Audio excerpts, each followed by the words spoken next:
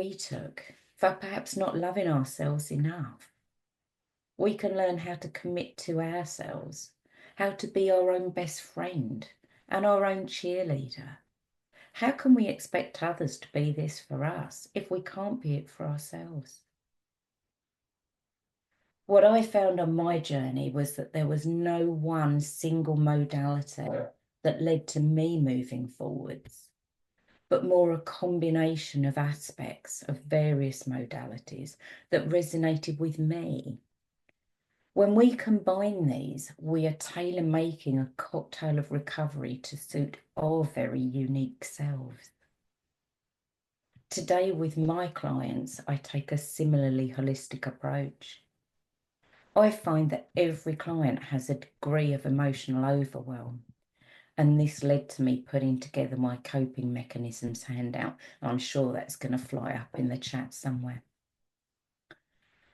Often we have triggers that could be the spoken word, a song, a location that might hold a memory of a meaning, and we can become triggered at family gatherings, in work meetings, while in public, and this can cause anxiety that leads to panic. And I know somebody else talked about this a bit earlier. And having those coping mechanisms that work in different circumstances that we are practiced at can give us an anchor.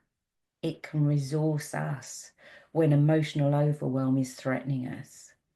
We can take ourselves back to a place where we feel mentally safe, where we will not be overcome with the desire to flee a situation and potentially put ourselves in a position where we feel embarrassed. This was also mentioned earlier, but in session I use colour breathing meditations, which are so beneficial. When demonstrating a tool to a client that they can use at home to exchange an overwhelming emotion or a memory, for a memory or feeling that brings calm to a racing mind, it can bring them a feeling of peace. This can also start to clear the mind at the beginning of a session, resourcing the client with tools to help regulate them and allow them to start feeling safe. One of the real positives of our journey is the opportunity of reinvention. To truly embrace our future, much internal reflection is required. We question who we are, why we are, what we are. We essentially pick our life apart. This actually gives the opportunity to put it back together in a way that's authentic to how we actually feel. It allows us to discard those parts that weren't serving us, to enhance those parts that are true to who we now are. It allows us to shed those values that we inherited that we don't connect with. It allows us to blossom and flourish if we're prepared to embrace and love the future version of ourselves. Being CMB, we might be cat or dog lady, and that's because we've got a huge amount of love to give, and that love needs a home. We might find ourselves volunteering for a big sister program or as a surrogate grandparent to find an outlet for our love. Or as with my journey, my true calling has been to accompany others on their journey, to embrace their future, to find what lights them up, to support them on being the best version of themselves, to love themselves for the unique individual that they are, in recognizing that they're valid, they do matter, they are whole, and they are loved. Today I can say with gratitude that I can't remember ever feeling more content in my adult life. Joy is with me every day, fueled by the fulfillment of feeling that I found my niche. Joy in the satisfaction of the transformation I've been through. I'm here as living proof that life beyond grief and loss can be rich, meaningful, full of joy. So thank you for listening. It's been great to share this with you today. Thank you so much, dude. Oh, it's my turn. Oh, sorry, Jessica. Yep. Go ahead. Oh, Go ahead. oh no, I was just gonna say thank you so much. Judy, I would come work with you just because I feel like if I was having any kind of anxiety issue in general, you are the calmest person. Oh my gosh, it was so pleasant to listen to. I was like, wow, if I ever had anxiety in my life, I would literally call you that day, that second, that moment. Oh, that's So lovely. Thank you so much for that. it was just so calming and so just, and then that comment you made where you said, we have a lot of love to give. It just needs a home made me want to cry. Like literally, I think I did cry a little bit. And I did, I think. I'm sorry, but that beautiful. Does anybody have any questions? I know you said everything so eloquently, but I don't know if anybody has any questions for you. Oh, okay. Yeah. We- I would much rather have an audience member than myself, but go right ahead. Go right ahead, Rachel. If you want to unmute yourself, be my guest. Oh, hi, thanks so much. Not so much a question, but I was wondering if Judy could maybe elaborate a little bit.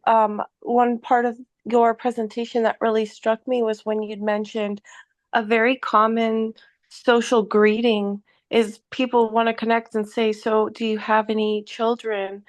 What is a good way to not when you're talking to somebody that you might not even meet ever again, what is a way to maintain your composure and your grace, but maybe still share that this is a sensitive topic for you? Mm.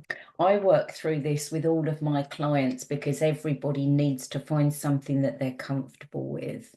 I can come out with a comment that works for me, but it may not connect to them. So we all have to find our stock phrase. But one thing I recommend to people is that we have the list of topics that we can talk about so that when we shut that comment down about not having children, we immediately go into a different topic. So we move it on. We make it very clear that we're not going to sit and continue that conversation about we don't have children, why we don't have children, did we want children, because we don't want that conversation. I mean, one thing that I've used to somebody who was really intrusive, and this may not work for you, is when I finish talking about my sex life, remind me to talk about yours. That shuts somebody down instantly, but it may not work for you. And quite often, what we do say is, no, I don't, and just move on from there. So tell me about your recent holiday, or oh, I hear you went to a good restaurant recently, or how do you know the host? And just move that conversation along.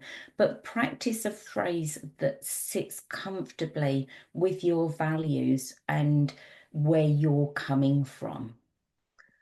Yeah, that's very helpful, and I find it depending on what situation I'm in as well, because as I mentioned, maybe you're at an event where you might never see these people again, but also I'll be at events where I am building new connections. So I get tripped up so frequently Mm. when this question comes up, like, how do I want to answer this? Is this somebody that I'm going to be spending a lot of time with? And is it beneficial for me to share a little bit more about myself? Or, do I shut them out and then just keep them out of that part of my life or not? So it's a nuanced way of needing to, it's a way to navigate it that is very nuanced on its own.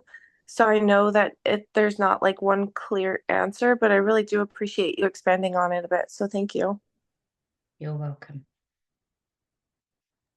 And just so you know, Rachel and anyone else listening, Judy, you're going to be on our panel, correct? On That's true. Friday at Yeah, 5 p.m. because I Saturday. have a few questions that I want to ask, but I don't want to be unpolite to Robin, who's been watching and listening. So, but I have questions, and this is a very dynamic conversation because this, again, is one of those topics that doesn't get discussed because automatically you think when someone's childless, it's because of infertility, and it's usually, and well, not usually, there's a vast amount of reasons why infertility is just one of them. So this is a really powerful conversation that I'd like to continue on Friday. And Tammy and I will be there with all of the lovely notes we've been taking. So trust me, you guys will have plenty of questions to answer. But that was a very powerful story and message that you had. I really appreciate it, as we all do. So thank you. Thank you.